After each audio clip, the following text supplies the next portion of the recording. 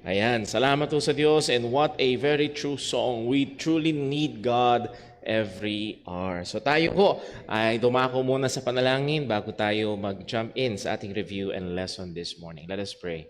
Panginoon namin Diyos, sa aming Ama sa langit, oh how truly we need you. Every moment, Panginoon, ay kailangan ka namin dahil walay sa iyo, wala kaming magagawa. Tunay, Panginoon, kami ay mahina sa ganang aming sarili. At salamat, O Diyos, sa iyong mga pangako na sagana na kailanman na hindi mo kami iiwan o pababayaan. Salamat, O Diyos, na ikaw ay kasama namin ngayong sandaling ito sa aming gawain. At nawa, Panginoon, ay ingatan mo kami, tulungan mo kami, bantayan mo kami, O Diyos. At paalalahanan mo rin nawa kami, Panginoon, na ang aming mga puso't isipan ay hindi magliwaliw sa ibang mga bagay, kundi maituon namin sa pagsamba sa iyo. Na tunay nga na kami ay engaged, Panginoon, sa pag-aaral ng iyong salita, sa pangangaral ng iyong salita, sa pag-aawitan, pananalangin, at sa buong gawain. Particularly ngayon, O Diyos, sa aming Sunday School, please help us, give us wisdom, give us discerning spirits, upang makita namin, matutunan namin ang iyong mga kalooban, particularly sa aming pinag-aaralan sa ikasyam na utos. At nawa, O Diyos, ay hindi lamang ito maging karunungan, kundi ito ay magkaroon ng epekto at aplikasyon sa buhay ng bawat isa sa amin. Patawad po, Panginoon, sa lahat ng aming mga pagkakasala. At ngayon, O Diyos, aming inihiling na turuan mo kami, samahan mo kami sa kaluwalhatian ng iyong dakilang pangalan. Ito pong aming dalangin sa pangalan ni Jesus. Amen. So tayo ho ay dumako sa ating pagre-review. So pinag-aaralan natin ang ikasyam na utos, thou shalt not bear false witness, or sa mas modern translation, thou shalt not lie. And if you remember, hindi ito, mauunahan ko yung lesson natin. What God explicitly condemns in the ninth commandment is a false witness. At sino yan? An individual who provides untrue testimony against anyone charged with a crime. So ang background nito, yung ikasyam na utos, ang pinaka-setting nito ay sa loob ng courtroom, na kung saan pag merong inihabla, huwag kang tatayo bilang sasaksi ng hindi totoo. Merong pinagbintangan na nagdakaw, huwag mo sasabihin, oo nga, siya yun, nakita ko, ng hindi naman totoo. Bakit? Lalo na sa panahon noon na ang forensic evidence ay napakahirap, hindi pa masyado. Yes, no, nag-iimbestiga sila, pero wala silang benefit ng mga fingerprints, CCTV, and so on, mga recordings, audio, video recordings, wala sila noon. At madalas at maraming mga cases ay nakarely sa mga witnesses at ito ay madalas na abuse. At ang Diyos sa kanyang karunungan at katwiran ay nagbigay ng mga directives sa kanyang mga tao kung paano ma-avoid or maiiwasan ang mga pag-abusong ito. Ang sabi sa Deuteronomy 19:15, a single witness shall not suffice against a person for any crime or for any wrong connection with any offense that he has committed. So hindi pwede na biglang sasabihin lang ni Brother Gab, si Brother Paul, ninakawan ako, tapos kulong na agad. No, it takes at least 2 or 3 witnesses. Only on the evidence of 2 witnesses or of 3 witnesses shall a charge be established. Another safety feature sa legal system na ito is if the allegations prove to be false, the accuser was to be punished. So pag napatunayan na hindi naman para totoo, talagang gumagawa lang sila ng kwento para maparusahan yung kanilang, let's say, kakumpetensya sa negosyo. Okay? Huy, nakita ko, nilalagyan niyo ng lason yung mga pagkain nila. Kakumpetensya mo sa negosyo napatunayan na hindi naman pala. Yung parusa, sabi ng salita ng Diyos, yung parusa na gusto mong mangyari sa Kanya, yun ang ipapataw sa iyo. So these legal measures were created to defend the innocent against injustice, and God's community was not permitted to falsely accuse one another. So Zechariah 8 verse 16, these are the things that you shall do. Speak the truth to one another. Render in your gates judgments that are true. So ito naman yung positive rendering. Sa gates, madalas, nangyayari yung mga usapin. Doon sinesettle yung mga demandahan, reklamuhan. Kumbaga, yung gates sa Jerusalem ang pinaka-barangay. Kung kukuha nyo yung picture. At pag nag-uusap doon sa gates, ay ang sabi doon, huwag dapat truth. So ito yung positive putting ng 9 commandments. Speak truth to one another. Render in your gates judgments that are true and make for peace. Do not devise evil in your hearts against one another, and love no false oath. So wag ibigin, wag sumalig o wag gawin ang mga mali o hindi totoo na hindi sinusumpa ko, talagang nakita ko. Ayan. At i-invoke pa. At madalas doon nagagamit ang pangalan ng Diyos ng walang kabuluhan. I-invoke pa ang pangalan ng Panginoon para magbigay tibay doon sa kanyang sinusumpaang salaysay na kung later proven na hindi naman pala totoo. Bakit? Bakit kailangan ng katotohanan? Ang sabi ng Diyos, for all these things, which is yung reverse, kasinungalingan, injustice, do I hate, declares the Lord. Now, ito rin ang isa sa mga background pagdating sa church discipline. Sa church discipline, if your brother sins against you, go and tell him his fault. So, yun yung unang step. Puntahan mo at sabihin mo sa kanya, muli, kung may kasalanan. And then ang sabi, between you and him alone, yun yung unang step. If he listens to you, you have gained your brother. That is the goal. The goal is to gain the brother. Ang goal ay hindi durugin ng kapatid. Okay? Ang goal is to gain, to win over, to call. Yung naliligaw ng landas ay matawag pabalik. Yun yung goal. Verse 16, but if he does not listen, take one or two others along with you. So ikaw, magsama ka pa ng isa, so dalawa na. At kung magsama ka pa ng dalawa, tatlo na. Why? That every charge may be established by the evidence of 2 or 3 witnesses. So yung charge, yung sinasabi, itong kapatid natin ay nagkasala sapagkat ganito ang kanyang ginawa, and the evidence with the witness of another one or 3 people ay pwedeng ma-establish at tatawagin siya sa So sana nakita nyo, yun yung format. Doon galing yan. Nagnahan din yan sa So yung palang church discipline, itong mga steps na ito ay merong connection sa 9th commandment na napakadali. Sabi nga rin ni Apostol Pablo, against an elder, receive not any accusation, but with 2 or 3 witnesses. Napakadali na mag-akusa sa pastor. Pero kailangan ay merong 2 o 3 mga saksi. So muli, ito ay dito yun nakabase. Now, pinag-aralan natin yung rules of categories. The essence of the 9th commandment ay hindi lamang may kinalaman sa falsehood sa loob ng korte, yun primarily, pero ito ay laban sa lahat ng anumang uri ng kasinungalingan. So, the essence of the 9th commandment is that God bans every kind of falsehood. Bawal ang lahat ng uri ng kasinungalingan o pangdaraya. At nag-enumerate tayo ng marami ng mga nakaraan. Ano ba? False advertisement, o kaya false weights, yung timbang ay may daya. Sinabi mo, 1 kilo na yan. Pero alam mo na may in-adjust ka, nagsisinungaling ka.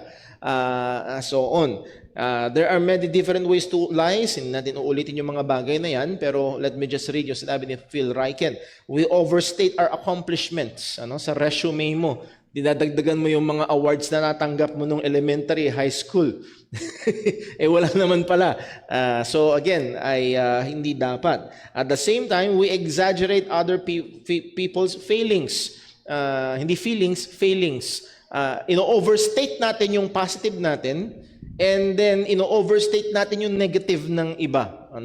Pinalalala natin yung mga bagay-bagay. Thinking and saying the worst about others. We mislead, misquote, and misinterpret. Minsan because we desire na makumbinsi yung iba, lalo na pag halimbawa may si Brother Paul, meron naging kaaway. Ang gusto ko lahat kayo ay ma-convert ko sa kampo ko.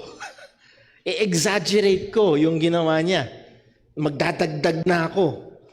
And so on. Magdadagdag na ako ng mga tingin ko. At yung mga tingin ko ay ginagawa ko na at inaano ko na parang totoo na. Again, so that is napakadelikadong mahulog sa pagsisinungaling yung mga ganyang gawain. And muli, mamaya makikita natin, lalo na pag high ang emotions. Isa sa mga madalas na pinaglalabasan ng mainit na damdamin ay ang bibig. So maging maingat po tayo at maging mapagbantay. We mislead, misquote, misinterpret. We twist people's words, minamali natin yung kanilang pakahulugan, maging sa theological discussion. Napakahalaga na hindi natin ma-misrepresent yung kabila.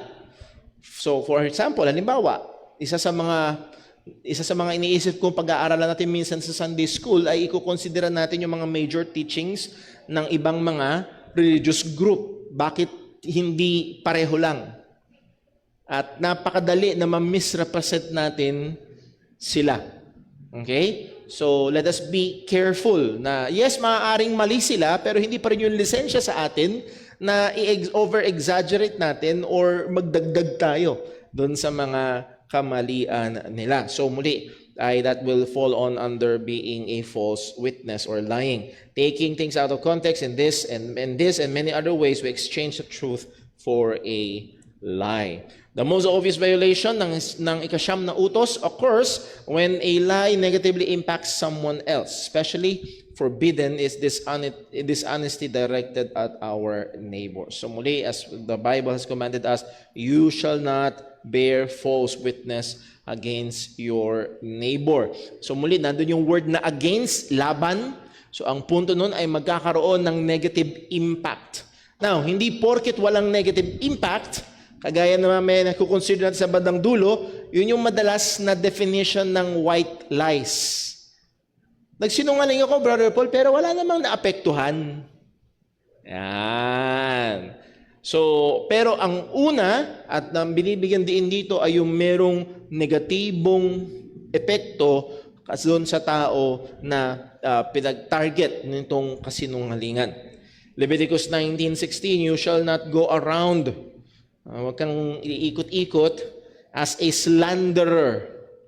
Huwag kang liligid-ligid na yung word na slander, hindi magandang adjective to para sa isang tao. Ito ay ginamit laban o ito ang isa sa mga description ng diablo. Ano ibig sabihin ng slanderer? Talebearer. Tagapaghatid ng ano ba yung tale? Kwento. Or, isang salita, gossip ba? Chismis ba? Among your people. O huwag mong maging gawain na tagapaghatid ka ng chismis. Na pag may nalaman ka, madaling-madali ka, uy, alam mo ba, narinig ko si sister ganito, ay si brother ganito, narinig ko, ay nako. Among your people, and you shall not stand up against the life of your neighbor. I am the Lord. Truth, our words can be powerful. Yun ang katotohanan. Ang ating salita ay maaaring ito ay may lakas, may kapangyarihan. And to the positive and to the negative. Parehong positive or negative ang magiging pwedeng epekto ng ating mga salita. Proverbs 18:21, death and life are in the power of the tongue. Again, ganong karami ng tao in history, dahil sa dila ng ibang tao ay yung inosente ay napatay or nabitay. Or gaano namang kadami na dahil sa galing ng dila ng attorney ay yung may kasalanan ay napalaya. Nakuha nyo? Talagang may kapangyarihan ang salita. Proverbs 12:18, there is one whose rash words are like sword thrusts, but the tongue of the wise brings healing. Saan ikinumpara yung words, harsh words, ay para daw espada na tumutusok. Di ba may sana sinampal mo na lang ako kaysa sinabi yung mga bagay na yon. So, ang punto natin ay kailangan maging maingat tayo sa ating mga salita. But in contrast to that, the tongue of the wise, yun daw may wisdom, yung may maturity and wisdom na lalo, particularly mananampalataya, yung dila niya ay hindi para sumugat, kundi ang dila niya ay para magpagaling. Ang layunin niya. At means, mga kapatid, tingin ko, in one way or another, naranasan natin to, na meron kang sasabihin, ang goal mo talaga, gusto mong masaktan. Lalo na ho, listen, lalo na sa mag-asawa, sa, mag, sa mag-asawa na pag merong sinabi yung asawa na, ano niyo, nagpagting yung tenga, hindi nagustuhan, ayan na. Ewan ko kung ako lang, pero I find myself sometimes nagsisimula na akong mag-compose ng mga piling-piling mga salita. Nasaktan mo ko dun sa sinabi mo. Eto, ihahanda ko. Nagre-review na ako. Nagdaguhukay na ako sa history. Naghahanda na ako na ang goal ay ano? Atake. Let's be very careful. Bakit? Makapangyarihan ng salita. And I've known cases na yung mga sinabi sa kanila 20 years ago, 30 years ago, hanggang ngayon may sugat pa rin. But the tongue of the wise brings healing, nagbibigay ng kagalingan. Proverbs 15:4, a gentle tongue is a tree of life. Again, ang ganda ng pinaghahambingan nito, inihambing ito doon sa tree of life. Nagbibigay buhay, nagbibigay ganda, nagbibigay saya. But the perverseness in it breaks the spirit. Yung pagiging madumi, yung pagiging masama ng dila, imbis na magbigay ng buhay ay sumisira, nagwawasak. So ang punto ho natin, as we have said, our tongues, our words can be powerful. Kita natin dyan, for good or for bad. It can give healing or life, but it can be like a sword. Pwede ito maging parang espada na sumusugat or nagwawasak. So, kailangan nating maging maingat. Isa sa mga implication ng 9th commandment ay yung tamang paggamit natin ng ating mga dila. With that, sabi sa James chapter 3 verse 5, ang sabi ni James, so also the tongue is a small member, yet it boasts of great things. Ang dila natin ang liit-liit eh. Pero ang laki ng pwedeng mangyari at maidulot at magawa. How great a forest is set ablaze by such a small fire. Minsan, yung mga dito madalang sa atin, pero lalo na doon sa California, sa Amerika, talagang thousands of acres ang natutupok. Saan lang nagsisimula?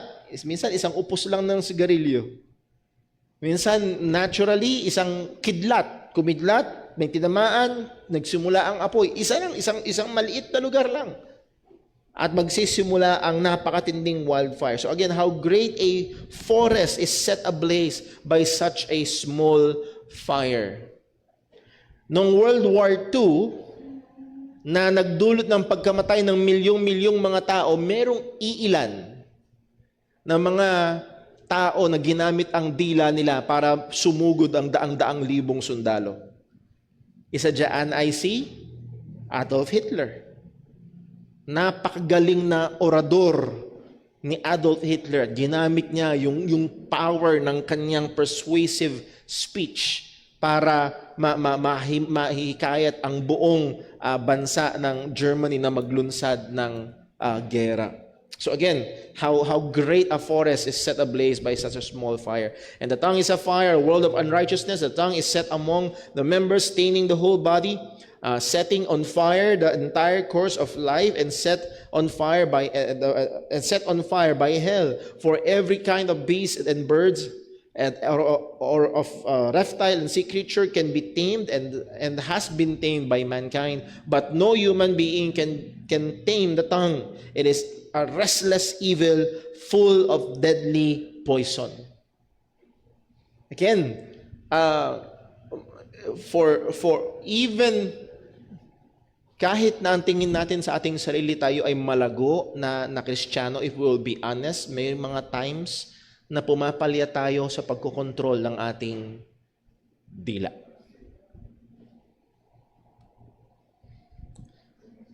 Ang sabi, tuloy natin, with the tongue, we bless the Lord the Father, and with it we curse people who are made in the likeness of God. Nasabi ko nga minsan dito sa church, umaawit ka ng, praise the Lord, praise the Lord. Paglabas mo ng church, nakita mo yung may utang sa'yo, hindi nagbabayad,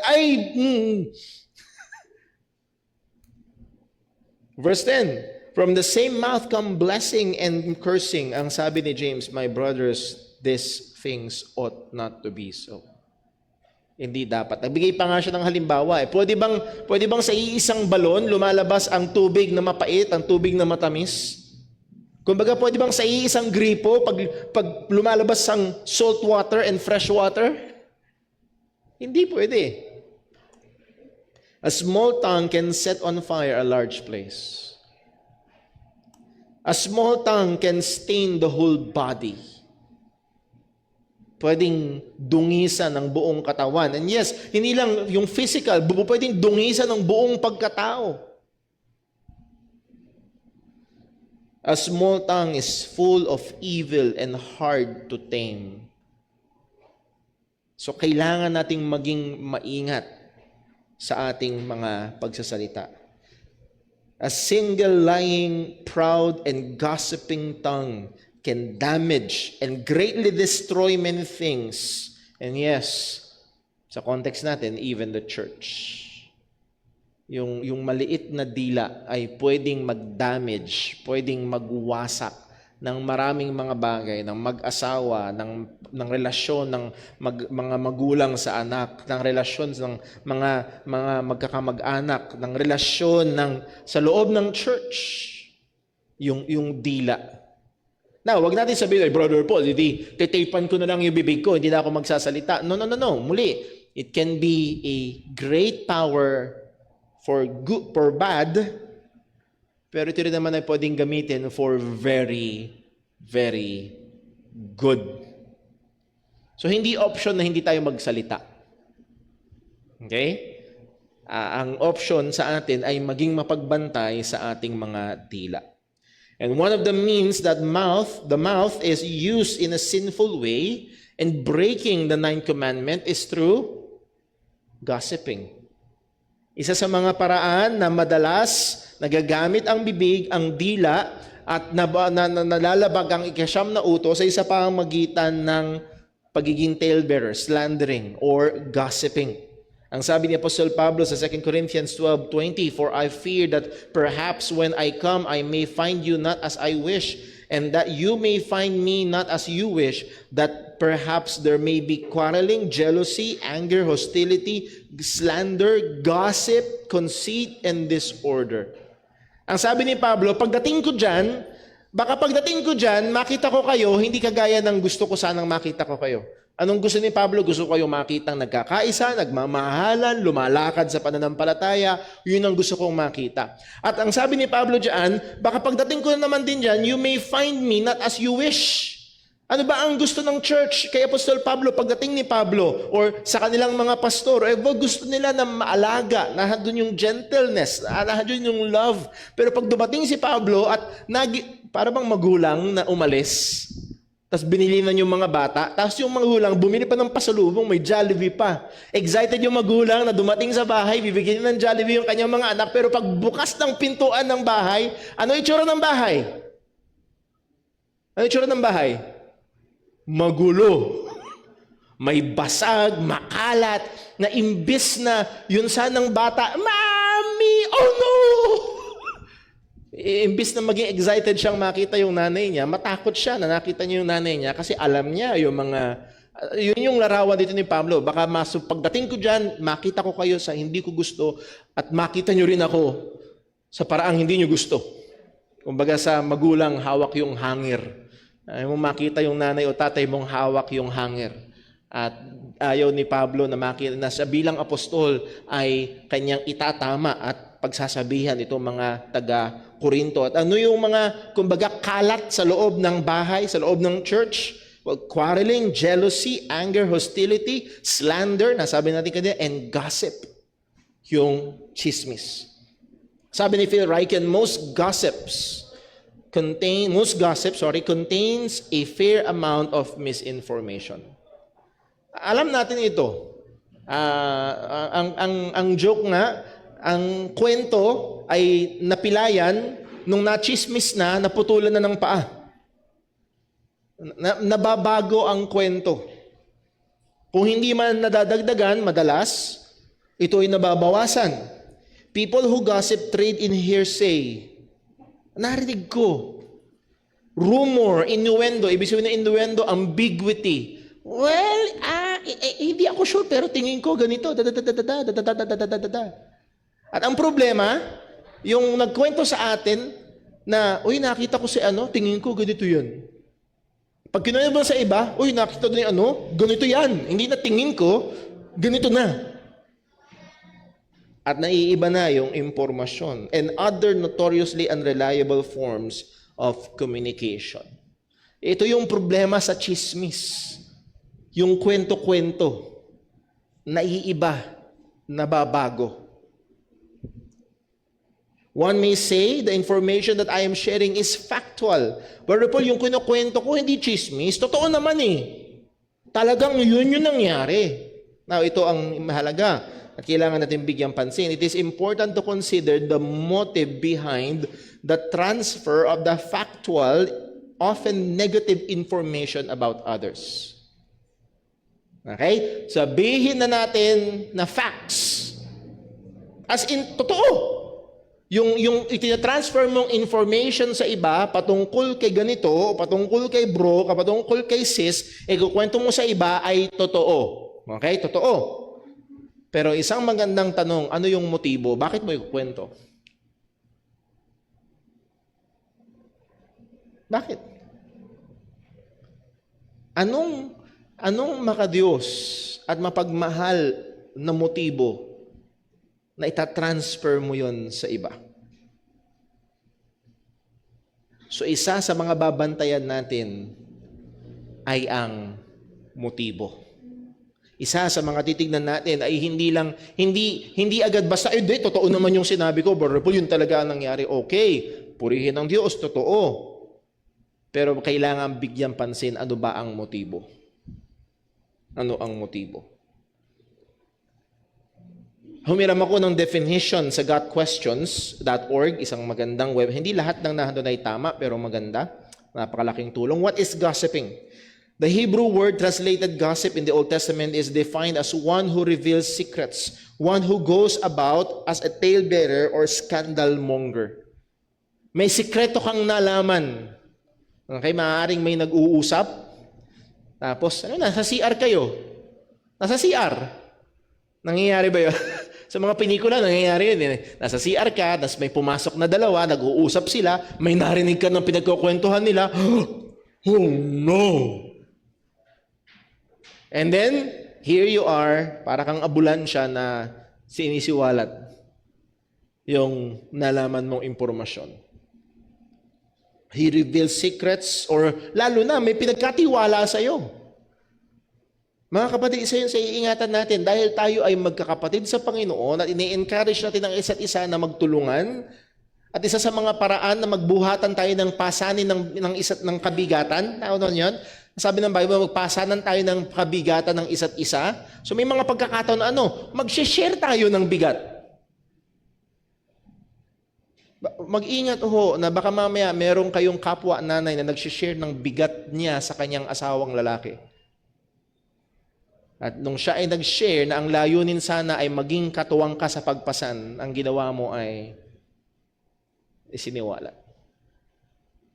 Brother Paul, totoo naman, siya nga mismo nagkwento sa akin.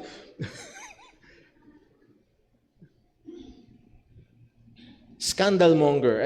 Mahilig kang mag-skandalo. Mahilig kang gumawa ng issue.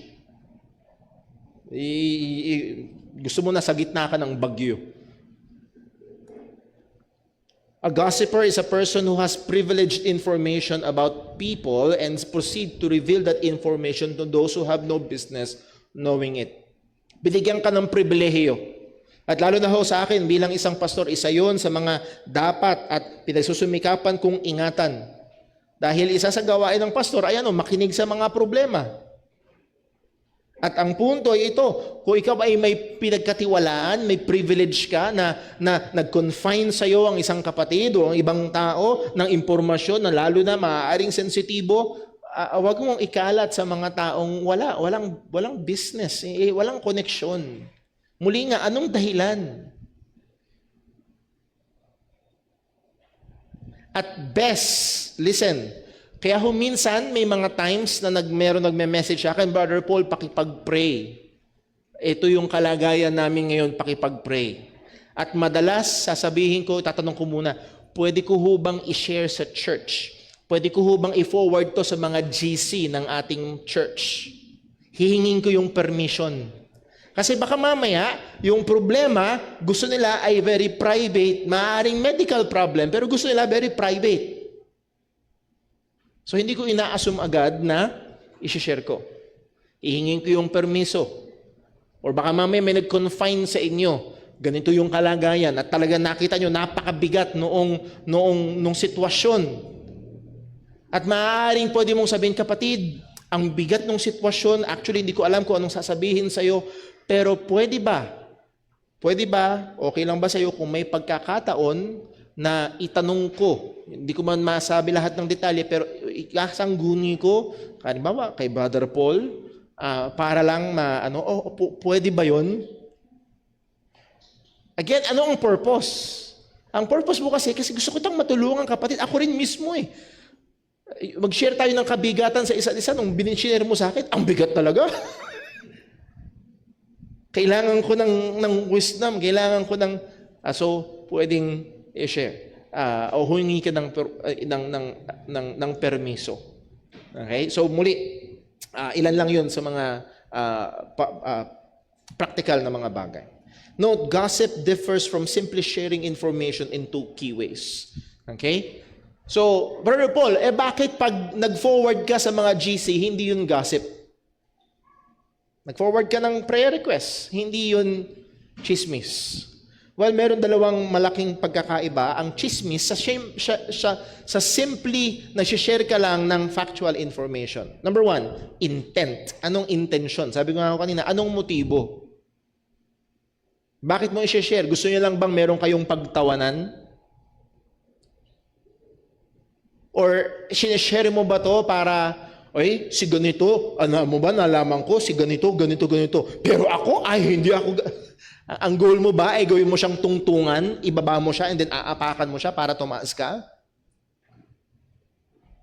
So ano ang intent? People who gossip usually aim to boost their own image by putting others down and acting like they know everything. So anong intention? So isa sa maghihiwalaan. So ano ba yung ginagawa ko?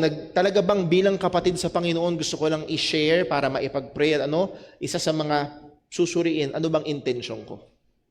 Kapag ito ay binabahagi ko, ikinukwento ko sa iba. Number next, ano ba yung tipo ng impormasyon na sineshare? People who gossip talk about the mistakes and shortcomings of others, or they disclose possibly embarrassing or shameful aspects of others' lives without their awareness or permission. Hindi lagi, pero madalas, ang chismis ay patungkol sa positibo o negatibo? Madalas patungkol sa negatibo. Na wala silang awareness, ikinakalat mo yung maaaring pinagkatiwala sa iyo. So, bakit at anong klaseng impormasyon? Totoo ba? At muli, isa sa madalas na nangyayari sa chismis ay nababago ang impormasyon. Kung hindi may nadadagdag, may nawawala. At madalas, may nadadagdag. So, let us be very careful. Sa church, I've been part of some cases na kung saan ang sabi mo daw, sabi ko, ganito. Minsan kasi, iba yung sinasabi ng tao, iba naman yung perception natin. At ang problema, yung perception natin, ang isasalin natin sa iba. So, may danger. Ng ganon. So, muli, kailangan nating maging maingat. Even if they mean no harm or give truthful information, it is still gossip. So, maaari. Sabihin natin, tama naman yung impormasyon na sinasabi ko. Talagang napagkukwentuhan lang namin. So, again, ang goal talaga sana, muli, is to be wise with our tongue, to be helpful, to be healing. At kung hindi yun ang magiging epekto, ay mas maganda na tayo ay tumahimik. Proverbs 25 verse 9, argue your case with your neighbor himself, and do not reveal another's secret. Again, Matthew 18. May offense, may kasalanan. Okay? At nitong mga nakaraan, sabi ko nga sa inyo na pag-uusapan namin ni Sister Jonah, it's helpful to identify, meron ba talagang kasalanan? Iba yun kaysa doon sa hindi mo lang type. At may mga pagkakataon na I've been observing na may mga pagkakataon sa church, hindi lang niya type. Pero wala namang kasalanan, pero hindi mo lang type. So, be watchful kung paano natin i-deal. Nevertheless, argue your case. Kung talagang merong kaso, kung talagang merong kasalanan, with your neighbor and himself. And do not reveal another secret. Wag mo ipagkalat, wag mo ikwento sa iba. Anong purpose? Lest he who hears you brings shame upon you, and your ill repute have no end. So, kinuwento mo, bakit mo sa akin kinukwento? Kinausap mo na ba siya? Anong purpose mo? Bakit mo kinakalat yan? Ano mangyari? Pwede ka mapahiya. The motivations, so we must be watchful. Kailangan natin maging mapagbantay. The motivations of our hearts are not always clear, and we might find it challenging to discern our own motives in the heat of the moment. Yes, mas kilala na ito ay problema ng mga babae, pero men, may mga chismoso. May mga chismoso. So, kailangan natin maging mapagbantay. Hindi laging malinaw kung anong ating motibo. At kailangan, at minsan, may mga pagkakataon pa na hindi natin nahihirapan tayong i-discern kung ano talaga ang layunin ng ating mga puso. Lalo na kapag doon sa pinaka-spur of the moment. At times, it may be necessary to reflect on them prayerfully or even seek the assistance of a wise friend, lalo or ng spouse, to help you perform a post-conversation analysis. Minsan kaming mag-asawa, ginagawa namin yan. May mga pagkakataong lalapit sa akin si Sister Jonah, sasabihin niya, mahal, ito yung sinabi ko. Ano tingin mo? At isa sa madalas naming pinag-uusapan, bakit? Bakit mo sinabi? Ano yung motibo? So muli, yung post-conversation analysis. At kung sakali mang na-reveal na may mali. Isa sa mga advice is to go and maybe if needful, ask forgiveness.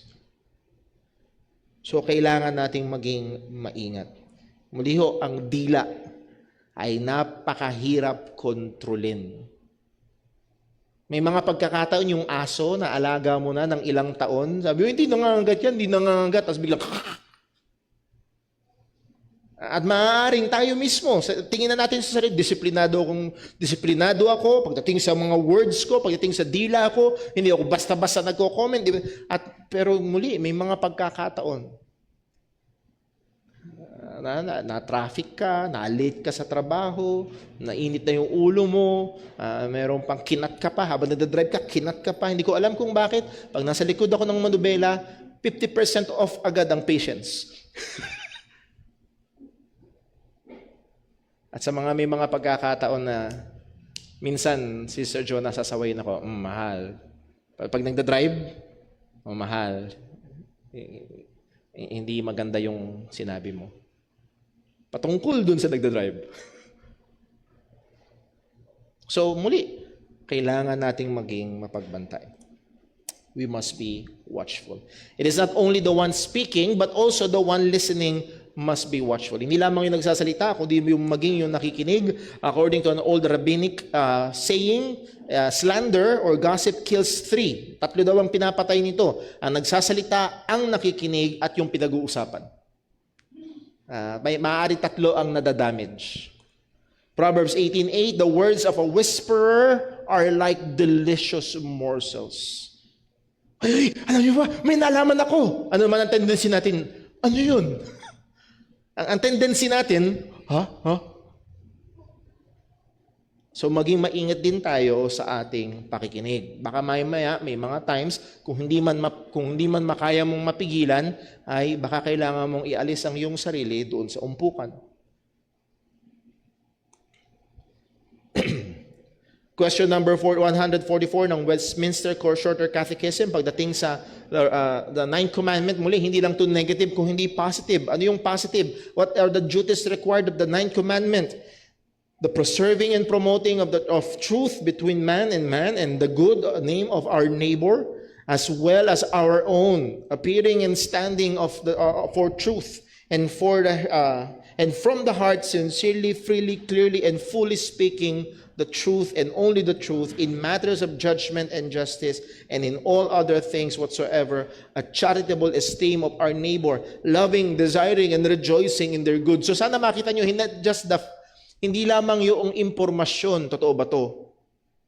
Kung hindi yung motibo, bakit? So sakop ito sa ikasyam na utos.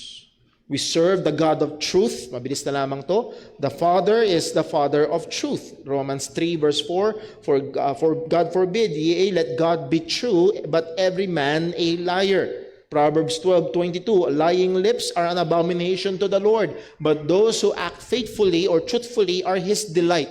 Karumal-dumal sa Panginoon, because our God is the God of truth. The Son is the truth. Ang sabi niya mismo sa John 14:6, I am the way, the truth, and the life. I am the truth. He is the embodiment of truth itself. John 1:14, ang sabi, nagkatawang tao ang ating Panginoong Kristo sa bandang dulo, full of grace and truth. Ang Spirit, ang Holy Spirit, is the Spirit of truth. John 16:13, ang sabi, howbeit when He, the Spirit of truth, siya ang banal na Espiritu, at isa sa mga katangian niya, siya ay Espiritu ng katotohanan. So we do serve, we are redeemed by the triune God of truth.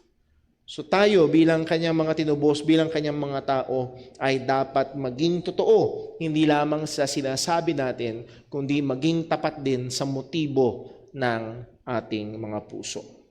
The Ninth Commandment and love. Ayan. We are not only to be truthful, but also loving.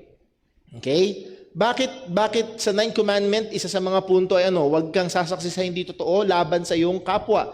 Bakit? Ang pagsaksi sa hindi totoo ay makakadamage. At may mga pagkakataon, kung hindi tayo magiging maingat, yung paraan ng ating pagsasalita o pagsasabi o pakikipag-usap, yes, maaaring totoo, pero very damaging yung paraan natin. Ang sabi sa Ephesians 4 verse 15, but speaking the truth, ano daw? In love.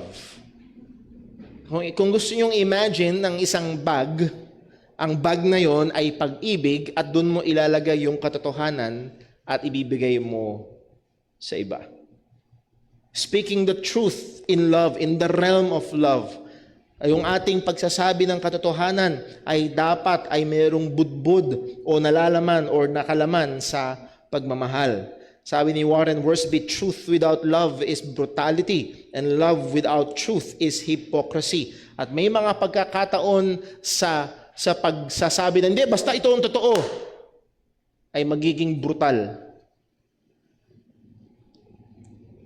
Some take pride in being frank. Malamang may kilala tayong ganun. Ay, hindi ako, Brother Paul, basta prank ka lang akong tao. Kung ano lang yung alam ko, kung ano yung sasabihin ko. Okay, sabihin mo yung totoo, pero ilagay mo sa pag-ibig.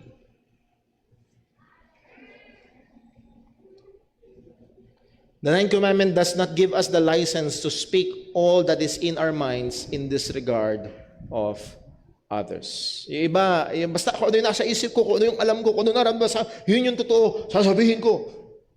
Again, yes, dapat sabihin natin ng totoo. Pero sabihin natin ito ng may pagmamahal. Proverbs 29:11, a fool uttereth all his mind, but a wise man keepeth it till afterwards. Yung tao na talagang gusto salita ng salita, lahat na lang ng laman ng isip niya talagang salita lang siya ng salita. Wala siyang filter, wala siyang pagpipigil, wala siyang pause muna, yung bang sasabihin ko ay makakatulong, makakaganda, basta yun lang alam niya, yun sasabihin niya lang. Proverbs 15:23, to make an apt answer is a joy to a man, and a word in season, how good it is. Pag daw apt to teach, may kahusayan, yung daw mahusay na sagot. I wish I could say na tuwing may lumalapit sa akin na may problema, meron akong mahusay na sagot. Hindi lagi. Sa biyaya ng Panginoon, I try to always ground it sa salita ng Panginoon, to be wise dun sa mga sagot. Pero an apt answer is a joy to a man. Halimbawa, talagang may problema ka. Talagang may dilema kang kinalalagyan. Then lumapit ka sa isang kapatid at yung kapatid na yun ay ginamit ng Diyos para magbigay sa iyo ng tugon, ng wisdom. Nabigay yung apt, wastong sagot doon sa iyong problema. Purihin ng Diyos, Brad. Thank you. Ginamit ka ng Diyos para ipaunawa sa akin, para magkaroon ako ng mas maayos na perspective dito sa sitwasyon na ito. Salamat sa Panginoon. Pero hindi lang yun. A word in season, how good it is. Yung salita na nasa panahon, gaano kabuti. Minsan hindi yung sinasabi. Minsan hindi rin yung paraan ng pagsasabi. Minsan, kung kailan sinabi. So, muli ho, ilan yun sa mga bibigyan natin ng pansin. We must learn to exercise tactfulness and wisdom even when we are speaking the truth, that it may be well received and a help to hearers. Kailangan natin na maging maingat, kailangan natin na maging mapagmatsyag, tignan, at mag-obserba upang, yes, maaaring totoo yung ating sinasabi, pero ito ay hindi na nagiging katanggap-tanggap dahil sa paraan ng approach natin or sa maaaring sa dating natin or sa oras ng pagsasabi natin. Ecclesiastes 3:1 ang sabi, to everything there is a season and a time to every purpose in heaven. May timing para sa lahat ng bagay. Tama? Halimbawa, ikaw ay estudyante, gusto mong humingi ng dagdag na baon, galit si tatay mo pagdating. Kasabihin mo agad? Mukhang hindi magandang timing yun. Baka ibig sa badagdagan, baka mabawasan. So, may timing. Verse 7, Ecclesiastes 3. A time to rend, may time na magpunit. A time to sow, may time na magtahi. A time to keep silence. And a time to speak. At madalas, mahusay tayo dun sa time to speak. Pero may mga pagkakataon, at isa to sa mga natutunan ko sa counseling, lalo na sa mag-asawa, may mga times, mga mister, may mga times na ang gusto lang ni Mrs. ay meron lang makinig sa problema. Hindi talaga sila naghahanap ng solusyon, yung mahusay na solusyon natin, yung napakagaling na paraan natin, hindi yun ang hinahanap. May mga pagkakataon na hindi yun hinahanap ni Mrs. Maaaring may solusyon na sila, alam na nila yung gagawin nila, may mga pinagpe-pray na sila mga bagay, pero ang gusto lang nila, may makikinig. And there are times na ang kailangan gawin ni Mister is to be silent. Minsan may kapatiran tayo na nagsabi sa akin, Brother Paul, ganito ang nangyari, merong nangyaring masama doon sa pamilya ng isang taong malapit sa akin, ganyan, anong gagawin ko? Sabi sa kanya, Brad, ang naalala ko ay yung mga kaibigan ni Job. Pag binasa niyo yung Book of Job, yung mga kaibigan niya, yung 3 kaibigan niya dumating, kung di ako nagkakamali, sila yung nanatiling tahimik for 3, 7, or 10 days. Hindi ko masyado maalala ko ilang. Basta merong ilang araw na tahimik lang yung 3 kaibigan ni Job. At naalala ko yung sabi ni John Piper, that was good. Na minsan ang kailangan lang ng kaibigan natin na may problema ay nahandun tayo pero tahimik tayo. Nung nagsalita sila, naging problema na. So may mga pagkakataon na it's a time to keep silence. Pero may mga time naman to speak. Kaya sana maalala nyo sa Proverbs, answer not a fool according to his folly. Then the next verse, answer not, then the next verse, answer a fool. So may time na tahimik, may time na kailangang sumagot. Ang mahirap sa atin, madalas, hindi lahat, akala natin ay kailangan ng kausap natin yung wisdom natin. Maaari. Pero let us be very wise pagdating sa bagay na yon. And there are times na sa isang nakakatawang pagkakataon o paraan, nagkukwentuhan, doon ho, sa mga biyanan ko, nagkukwentuhan, nandun yata si nanay, si Tita Mads, yung asawa ko, nagkukwentuhan si Tita Sally rin yata, hindi ko maalala kung sino yung eksakto na, nagkukwentuhan sila, tapos dumating ako, may narinig akong salita. Ito naman si Brother Paul, ang tingin sa sarili, magaling, nag-comment agad ako. Tawanan sila.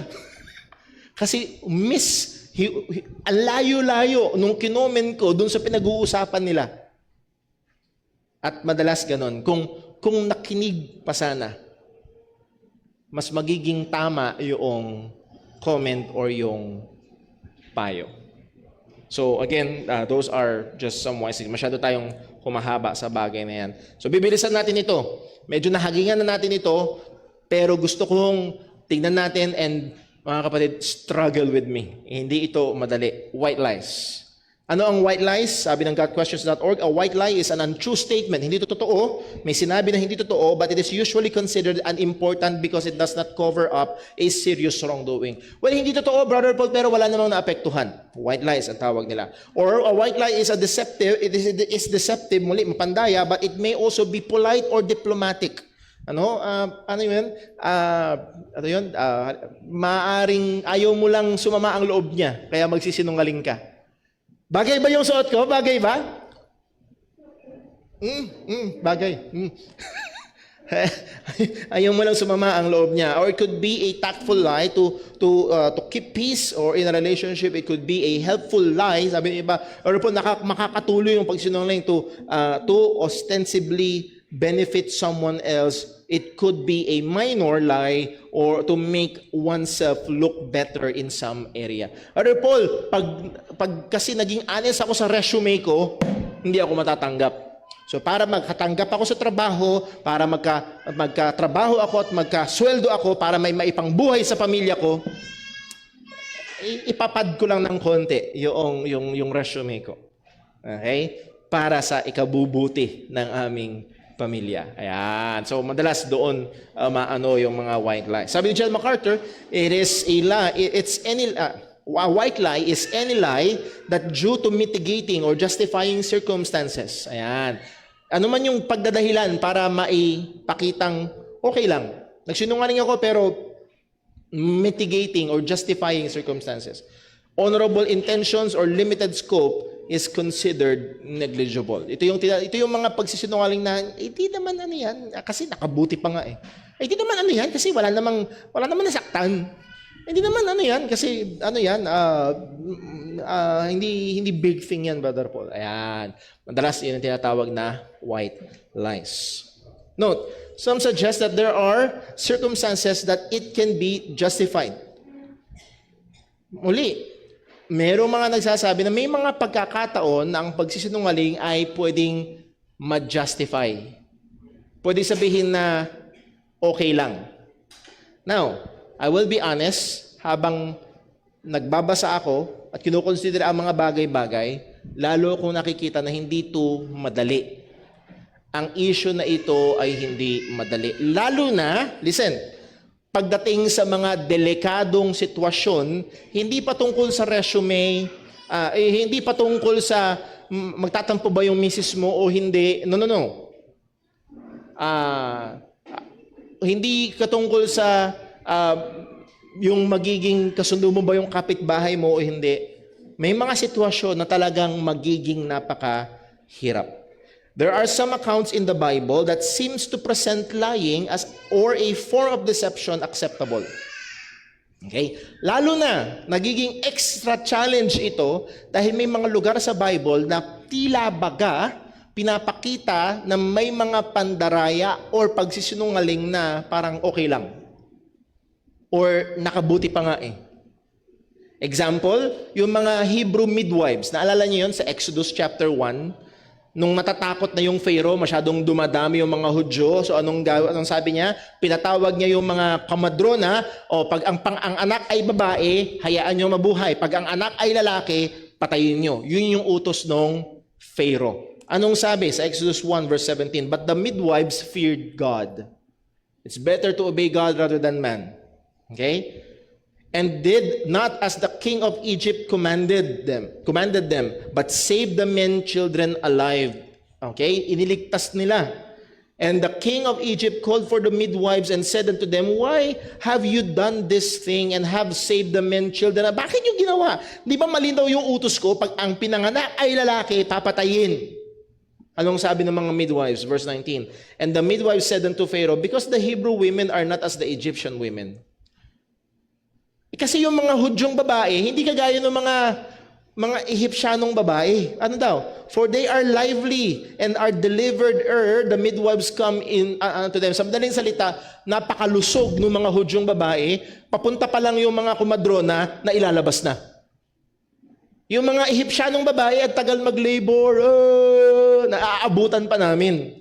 Ito, nailalabas na agad. So muli, yun yung kanilang sinabi. Verse 20, And God dealt well with the midwives, and the people multiplied and waxed very mighty. So dito, hindi nila sinunod yung Pharaoh, at ang higit sa malamang, ang consensus ng mga Bible teachers dito ay talagang diniceive nila si Pharaoh. Again, ang language ay ito sa verse 18.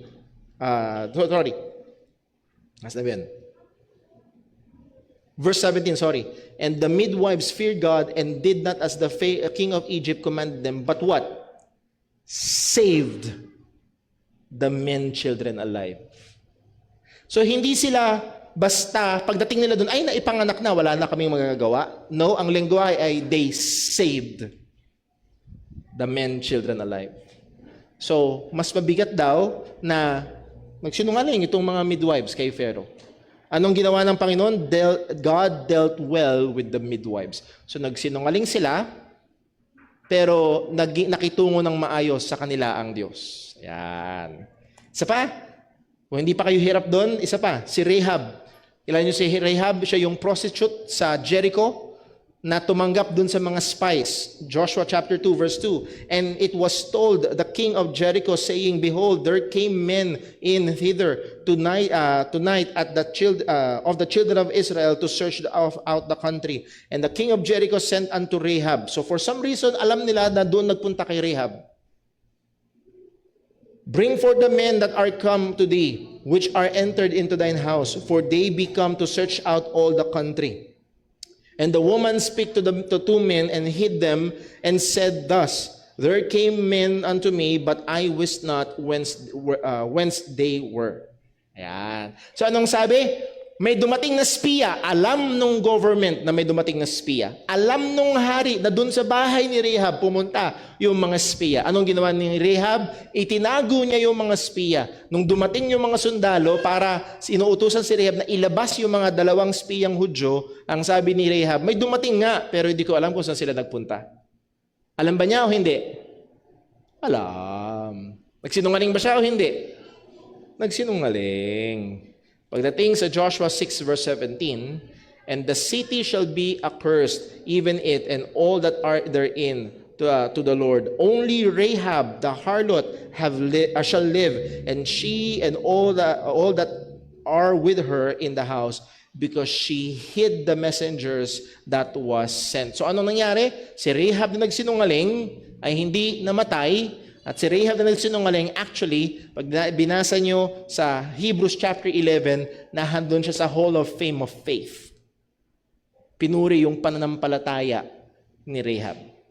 Isa pa, Si Michal, ano bang tamang pronunciation nun? Michal, isa sa mga asawa ni Haring David. Kanyang dinaya si Saul para hindi mapatay si David. Okay? Ito nangyari. 1 Samuel 19 verse 11, Saul also sent messengers unto David's house to watch him and to slay him in the morning. Okay, umuwi si David, nandun sa bahay, nagsugo siya ng mga sundalo. Pag lumabas si David sa bahay, patayin niyo. I-ambush nila si David. Yun ang dating. I-assassinate nila. Now, and Michal, David's wife, told him, saying, If thou save not thy life tonight, tomorrow thou shalt be slain. Okay? Alam ni Michal, may mangyayari. Pag hindi ka pa umalis ngayon, mamamatay ka bukas. Verse 12, So Michal let David down through a window, and he went and fled and escaped. Pinataka sa bintana at nakataka si Haring David. Ano nangyari? Si David, hindi pa siya hari nito. Verse number 13, And Michal took an image and laid it in the bed and put a pillow of goat's hair. Sa madaling salita, parang yung mga napapanood sa pinikula, naglagay doon sa parang formang katawan ng tao, and then naglagay siya ng goat's hair na mukhang buhok, at kinubera niya ng isang malamang ng kumot, and covered it with a cloth. Verse 14, And when Saul sent messengers to take David, she said, He is sick. Hulihin si David, at kumatok sila. Dito kami para kunin si David. May sakit siya, ayan, nakahiga nga, may sakit. And Saul sent messengers again to see David, saying, Bring him up to me in the bed, that I may slay him. Say, hindi siya makabangon sa kama, dalhin niyo siya na nasa kama. Basta dalhin niyo siya. And when the messengers were come in, behold, there was an image in the bed with a pillow of goat's hair for his bolster. Verse 17, And Saul said unto Michal, Why hast thou deceived me so, and sent away mine enemy that he is escaped? And Michal answered Saul, Bakit mo pinatakas? Sumagot si Michal, He said unto me, sinabi ni David, Let me go, why should I kill thee? Anong sabi ni Michal? Pinagbantaan niya ako eh. Sabi niya, pag hindi ko siya pinatakas, papatayin niya ako. Hindi, si Michal mismo nagsabi, tumakas ka na. Mamamatay ka bukas. Nagsinungaling ba siya? Yes. Okay? So merong ang punto ito, all these examples involves serious situations. Yes, even life or death situations. So hindi ito yung magtataro ba kami ni kumare, hindi ito yung sasababa ang loob ni mister o ni misis, hindi ito yung papasaba ko sa exam, hindi ito yung magiging in ba ako sa barkada kaya ako magsisunod. No. Hindi yung mabababaw na bagay na yon. Okay?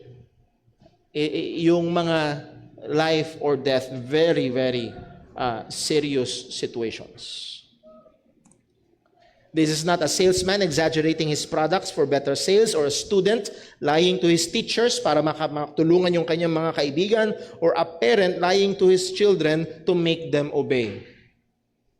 Sige ka, pag hindi ka umuwi agad, mapuputulan ka ng paa. Kikidnapin ka ng mga duwende. Yung mga sinasabi sa bata para magsumunod na wala namang katotohanan. So let us be, hindi yun. Hindi yun ang tinutukoy natin dito. Ang tinutukoy natin dito ay yung may mga sitwasyon na talagang napakabigat. With that, gusto kong basahin lang ho itong sinulat ni Peter Jongeling, kung ano man. Isa siyang journalist, hindi ko masyadong sure kung Kristiyano siya o hindi, pero isa siya sa mga journalist na nakulong nung time ng World War II. At may mga nakasama siyang Kristiyano. Okay, at ang sabi niya ito, during those critical days of war and occupation, many Christians were confronted with the problem, what to do if one falls into the hands of the enemy. Ito yung naging problema ng mga Kristiyano. Anong gagawin namin kapag nahuli kami? Kasi i-interrogate kayo, nasan pa yung mga ibang Kristiyano? Pag hindi ka nagsalita, anong gagawin? To-torturing ka. I was one of them. Sabi niya, isa ako sa mga nahuli. What to do if a factual correct answer can cost others their freedom or even their lives? So pag sinabi ko yung totoo, huhulihin sila. Actually, si Peter ay nahuli kasi may nangyari ng ganun. May isang nahuli at ikinanta siya. So nahuli siya. So pag nagsabi rin siya, kumanta rin siya, may mauhuli pang ibang mga Kristiyano. So, nandun siya sa dilema, anong gagawin? We had no time then to have an interesting theoretical discussion on the matter. Kailan ba tayo noon? Nung Friday, kasama ko sila Brother Daryl, pinag-usapan namin ito. At matagal kami nag-uusap patungkol dito. Wala silang panahon para doon. Para upuan, ano ba ang gagawin? Ang punto ay ito, it was literally a matter of life and death, and many, and I was one of them, concluded I must not reveal the facts, and silence, even if it could help, keep that up, will not help. Hindi ko sasabihin yung totoo, at hindi naman option na manahimik. Bakit? Torturing ka hanggang mamatay. Sabi niya, and just as a ruse or trick aimed at spreading disinformation by fake actions is acceptable during times of war, so misleading the enemy with words is also acceptable, even mandatory. So sana nakita niyo, doon niya kinonekta. Sa gera, merong information warfare. At sa gera, isa sa part ng gera ay pag-spread ng misinformation sa kalaban. Para pag naniwala yung kalaban, parang nung World War II, nag-send sila ng misinformation, pinalabas nila na ang magiging landing ng D-Day ay doon sa lugar na yon, yung pala sa ibang lugar. Nakuha niyo ho? Purposefully, niloloko nila yung kalaban. Muli, anong context? Gera. Libo-libo ang mamamatay. That in the jail cell, ang sabi niya, that in the jail cell facing death during the torturous interrogations was not a choice one made rashly, but it was a choice that was suddenly forced upon people, and their frightful decision has saved the lives of others. It was a choice for which I, in my circumstances, have prayed, and for the outcome of which I have given thanks to God, the Father of truth. So, needless to say, itong si Peter ay naniniwala na yung pagsisinungaling sa ganong sitwasyon ay okay lang. Okay, muli, hindi ito yung maliliit na mga bagay, Ito yung mga maliliit na mga white lies. Kung hindi, pag sinabi niya yung totoo, may mahuhuli pang 10, 20, 30, 50, and so on. Or sabi niya, pag nanahimik naman, matotorture sila. So, anong ginawa nila nung kasama niya? Naghabi sila ng kasinungalingan. Para maniwala yung mga kaaway at pumunta sa ibang lugar, hindi sa lugar kung nasaan yung mga Kristiyano. So, hindi sila na-torture at hindi nahuli yung mga ibang Kristiyano. Yun yung sabi. So, sana nakita nyo, hindi ganun kasimple. Some like Pete Jongling draws a line between the 6th commandment, thou shalt not murder, and the 9th commandment. Bilisan natin. Kung ang pagkitil ng buhay ay may mga panahon na tama o okay. Halimbawa, gera, just war, sundalo ka, pwede mo sabihin, ay, thou shalt not kill daw. Hindi. Self-defense. Pagdedepensa sa sarili. Nakita natin, pinag-aralan natin, merong provision ang salita ng Diyos na pagdedepensahan mo ang iyong sarili o ang iyong pamilya at sa pagdedepensa mo, napatay mo yung umaatake. So, merong allowable. At doon nila kinukonekta, ganun din daw ang pagsisinungaling. Para maprotektahan yung life, yung kalagayan nila. So, again, ang punto, serious consideration na ito. Lying is never commanded nor commended in the Bible. Hindi katulad nung pag-atake, ang Diyos mismo ay nag-utos sa mga Hudyo na patayin sila. Walang anumang utos sa Bible na magsinungaling ka. Isa yon sa malaking pagkakaiba. Unlike justified killing, God positively commanded the death penalty and gave a way for killing due to self-defense. So yes, death penalty, inutos ng Diyos yan. Binigyan pa ng puwang yung self-defense. Pero pagdating sa pagsisinungaling, lying is never commended, praised, or applauded in the scriptures. For Samuel 18:7, and the women answered one another as they played and said, Saul had slain his thousands and David his 10,000. So, pinagbubunyi pa nila nung nanalo sila sa gera, maraming napatay na kaaway. Pero walang nagbunyi kailanman na merong nagsinungaling. Note, even with the case of Rahab, her act of faith is commended in hiding the spies, but her lying is never praised. Yun yung pagkakaiba. Yung akto na tinanggap niya yung spies at tinago niya, praiseworthy.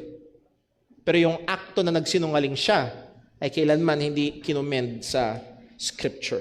Sabi ni John MacArthur, the lie was never the point of Rahab's story. There is no need for clever rationalization to justify her lie. Scripture never commend her lie.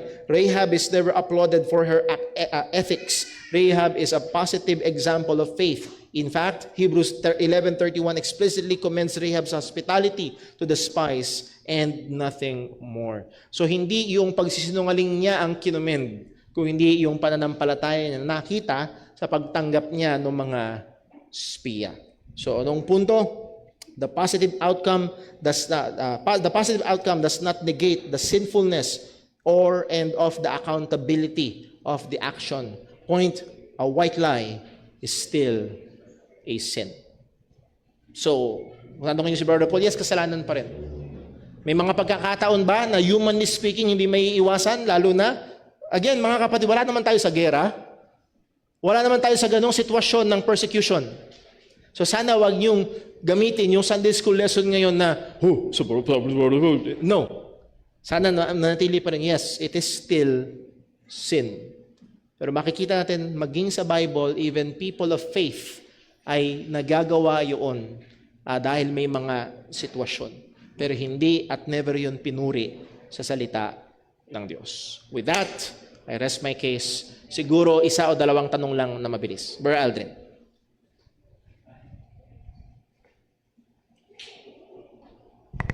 Ang impression na in of ourselves show that we are different.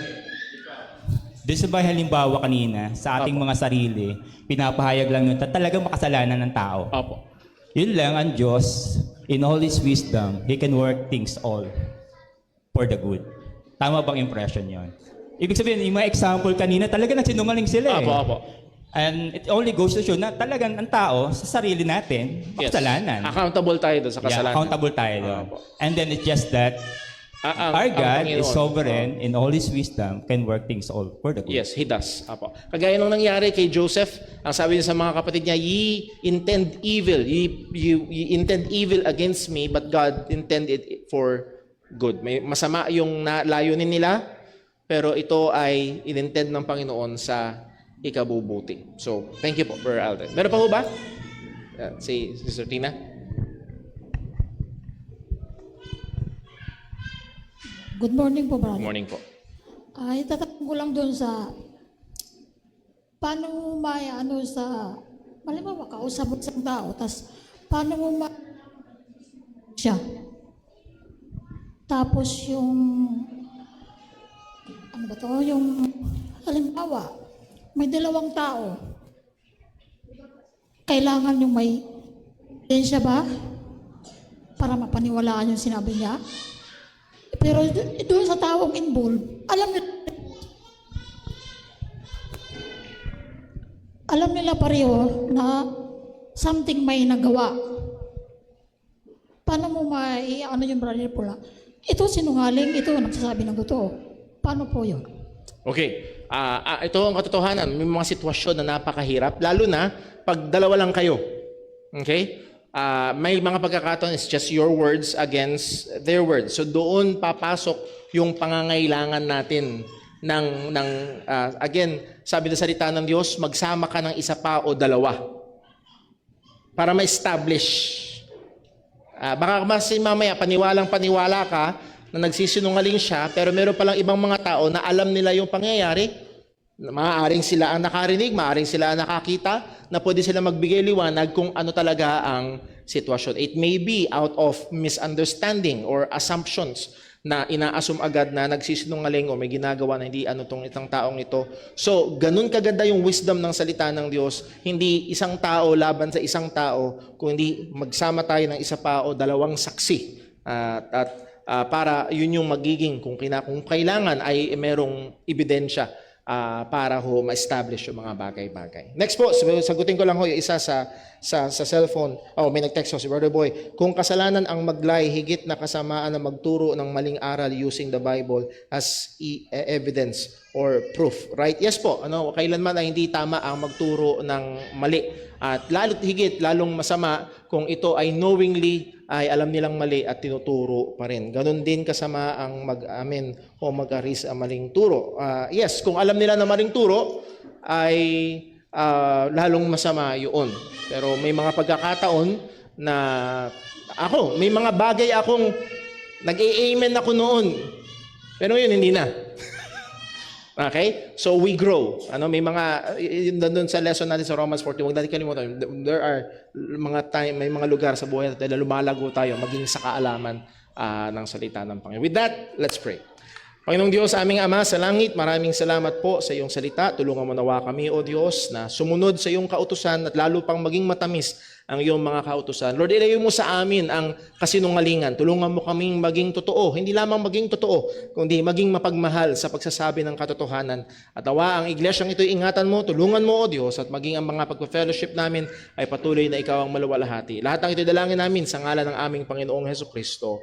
Amen. So muli ho, paalala mga kapatid, pakigabayan nyo na lang yung mga bata. Nakita nyo naman pagpasok nyo, mayroon tayong construction na nangyayari. So diretso lang sa CR, pero yung ating merienda fellowship dito lang sa loob. So meron lang tayong 10 minutes.